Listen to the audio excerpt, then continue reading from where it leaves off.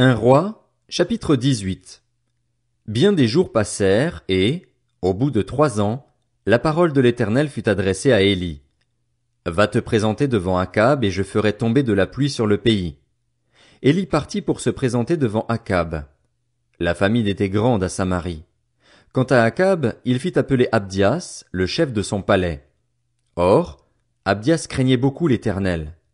Lorsque Jézabel avait exterminé les prophètes de l'Éternel, il avait pris 100 prophètes et les avait cachés par groupes de 50 dans des grottes, où il les avait nourris de pain et d'eau.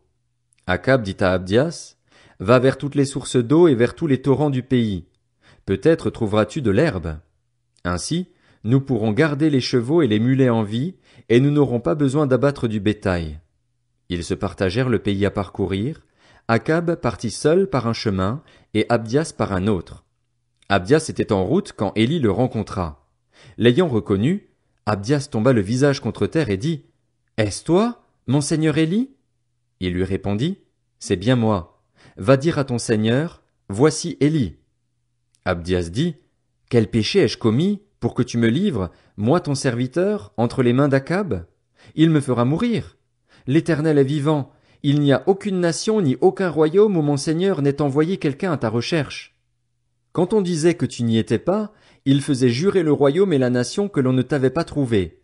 Et maintenant, toi tu dis, va dire à ton seigneur, voici Élie. Lorsque je t'aurai quitté, l'Esprit de l'Éternel te transportera je ne sais où. Je serai allé informer Akab, mais comme il ne te trouvera pas, il me tuera. Cependant, moi ton serviteur, je crains l'Éternel depuis ma jeunesse. N'a-t-on pas dit à mon seigneur ce que j'ai fait quand Jézabel a tué les prophètes de l'Éternel? J'ai caché 100 prophètes de l'Éternel par groupe de 50 dans des grottes et je les ai nourris de pain et d'eau. Et maintenant, toi tu dis, va dire à ton seigneur, voici Élie. Il me tuera. Élie répondit, l'Éternel, le maître de l'univers, dont je suis le serviteur est vivant. Aujourd'hui je vais me présenter devant Akab. Abdias alla à la rencontre d'Akab et l'informa de la situation. Akab partit alors à la rencontre d'Élie. À peine l'eut-il aperçu qu'il lui dit, « Est-ce toi qui jettes le trouble en Israël ?» Élie répondit, « Je ne trouble pas Israël. Au contraire, c'est toi et ta famille qui le faites, puisque vous avez abandonné les commandements de l'Éternel et que tu as suivi les Baals. Fais maintenant rassembler tout Israël vers moi, au mont Carmel, avec les 450 prophètes de Baal et les 400 prophètes d'Astarté qui mangent à la table de Jézabel. » Akab envoya des messagers vers tous les Israélites et rassembla les prophètes au mont Carmel. Alors Élie s'approcha de tout le peuple et dit, « Jusqu'à quand aurez-vous un comportement boiteux? Si c'est l'Éternel qui est Dieu, suivez-le. Si c'est Baal, suivez-le. » Le peuple ne lui répondit rien. Élie dit au peuple, « Je suis resté le seul prophète de l'Éternel, et il y a 450 prophètes de Baal. Que l'on nous donne 2 taureaux. Qu'ils choisissent pour eux l'un des taureaux, le coupe en morceaux et le place sur le bois, sans y mettre le feu. De mon côté, je préparerai l'autre taureau et je le placerai sur le bois, sans y mettre le feu. Puis faites appel au nom de votre Dieu. Quant à moi, je ferai appel au nom de l'Éternel. Le Dieu qui répondra par le feu, c'est celui-là qui sera Dieu. » Tout le peuple répondit, « C'est bien. » Élie dit aux prophètes de Baal, « Choisissez pour vous l'un des taureaux et préparez-le les premiers, puisque vous êtes les plus nombreux. Ensuite, faites appel au nom de votre Dieu, mais n'allumez pas le feu. » Ils prirent le taureau qu'on leur donna et le préparèrent.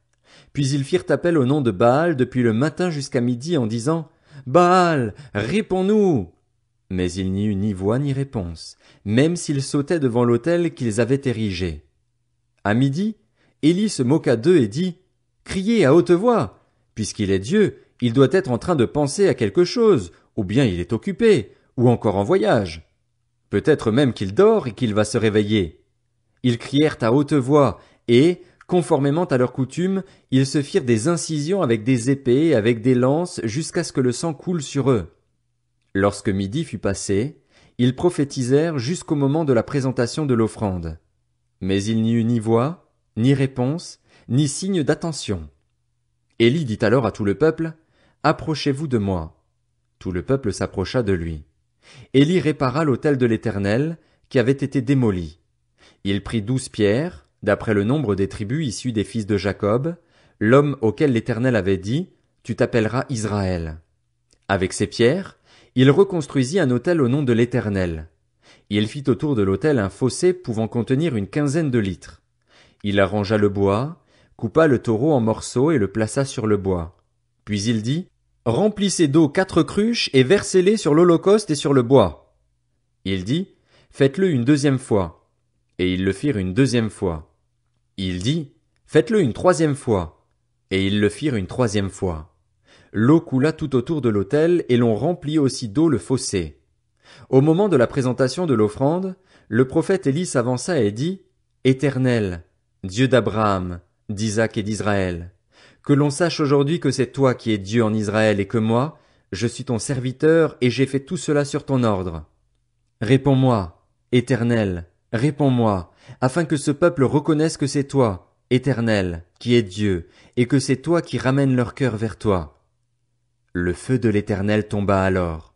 Il brûla l'holocauste, le bois, les pierres et la terre, et il avala l'eau qui était dans le fossé.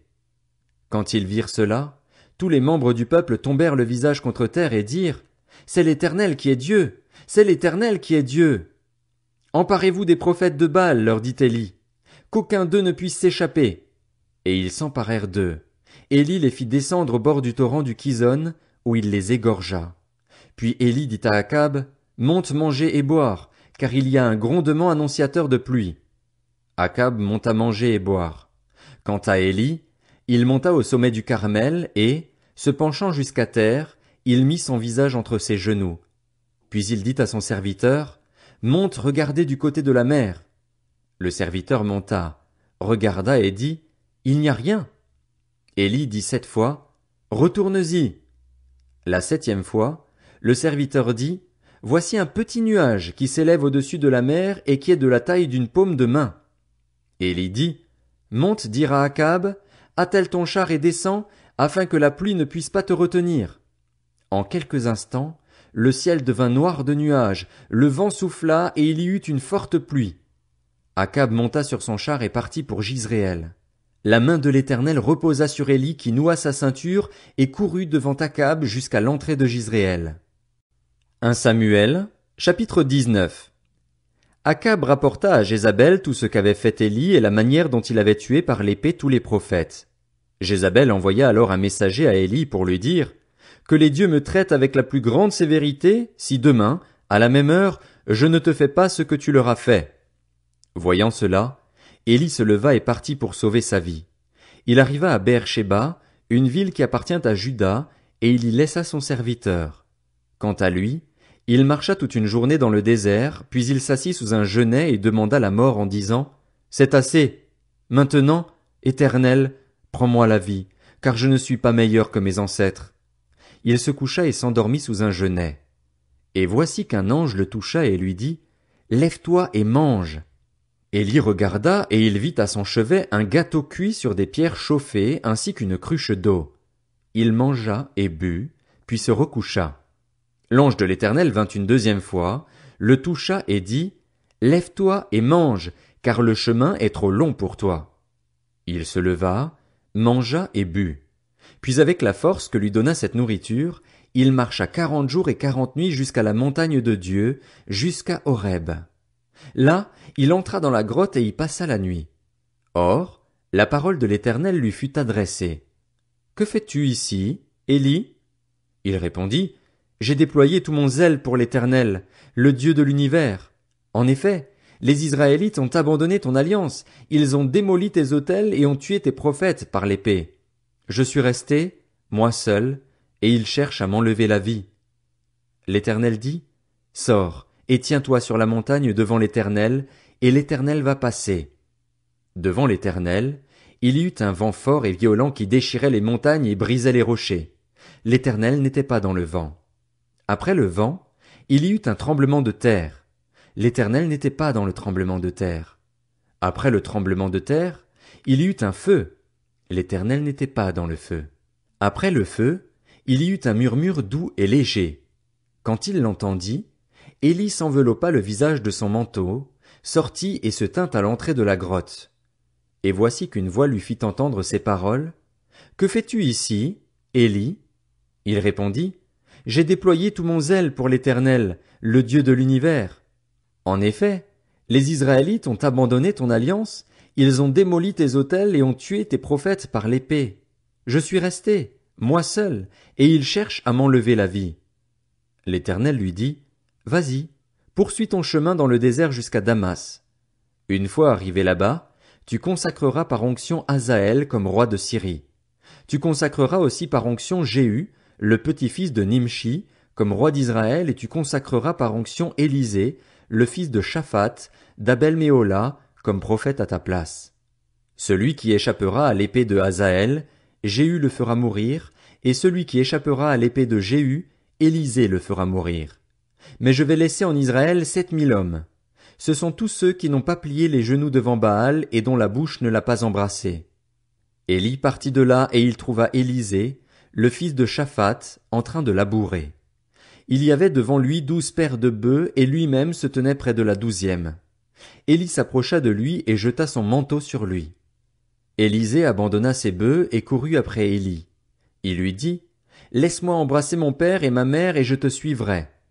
Élie lui répondit, vas-y et reviens. Pense en effet à ce que je t'ai fait. Après s'être éloigné d'Élie, Élisée prit une paire de bœufs, qu'il offrit en sacrifice. Avec le bois de leur attelage, il fit cuire leur viande et la donna à manger au peuple. Puis il se leva, suivit Élie et fut à son service. 1 Roi, chapitre 20. Ben-Hadad, le roi de Syrie, rassembla toute son armée. Il avait avec lui 32 rois, ainsi que des chevaux et des chars.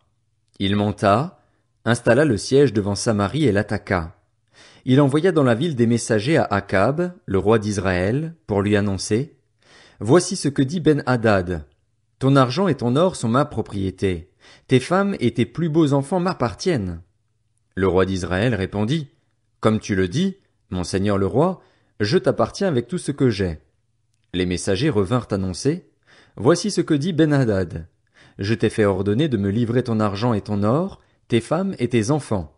J'enverrai donc demain, à la même heure, mes serviteurs chez toi.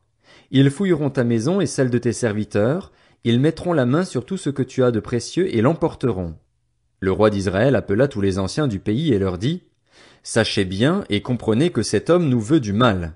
En effet, il m'a déjà réclamé mes femmes et mes enfants, mon argent et mon or, et je ne lui ai rien refusé. » Tous les anciens et tout le peuple dirent à Akab, « Ne l'écoute pas et ne cède pas. » Akab dit alors aux messagers de Ben-Hadad, « Dites à mon seigneur le roi, je ferai tout ce que tu as réclamé à ton serviteur la première fois. Toutefois, cela, je ne peux pas le faire. » Les messagers s'en allèrent et rapportèrent cette réponse. Ben-Hadad envoya dire à Akab, « Que les dieux me traitent avec la plus grande sévérité si la poussière des décombres de Samarie suffit pour remplir le creux de la main de toute l'armée qui me suit. » Le roi d'Israël répondit, « Celui qui endosse une armure pour aller au combat ne doit pas se vanter comme s'il la déposait après avoir combattu. » Lorsque Ben-Hadad reçut cette réponse, il était en train de boire avec les rois sous les tentes et il dit à ses serviteurs, « Faites vos préparatifs. » Ils firent alors leurs préparatifs contre la ville. Mais voici qu'un prophète s'approcha d'Akab, le roi d'Israël, et annonça, « Voici ce que dit l'Éternel. Vois-tu toute cette grande foule?